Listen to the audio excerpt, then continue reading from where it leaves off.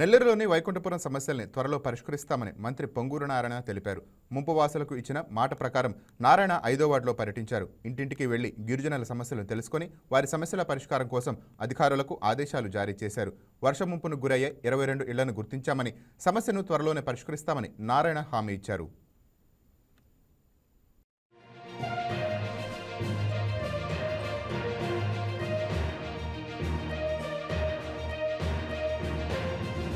నెల్లూరులో వైకుంఠపురం ఏరియాలో ఒక స్లమ్ ఏరియాని నేను, అటు మేయర్ గారు మరియు ప్రజాప్రతినిధులు, అధికారులు విజిట్ చేయడం జరిగింది.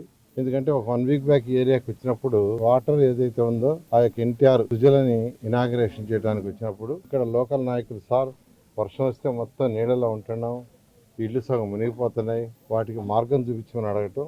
అయితే ఆ రోజు రాత్రి దాదాపు 9 అయింది. నేను వాళ్ళకి చెప్పాను మళ్ళా మరొక రోజు డే టైం వస్తానని.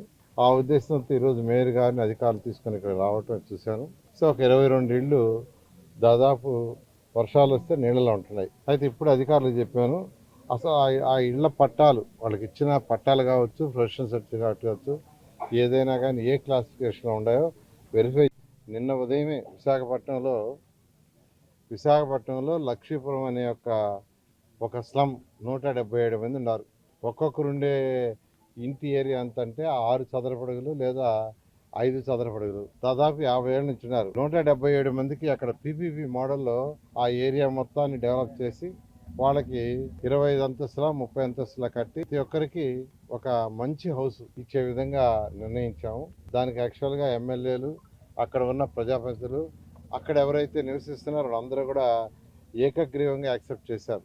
అదేవిధంగా ఎక్కడైతే చేయటానికి వీలుంటుందో అవన్నీ ఈరోజు రాష్ట్రంలో ఉన్న అన్ని ప్లేసుల్లో స్లమ్స్ని రెనోవేట్ చేయడానికి ప్రయత్నిస్తున్నాం.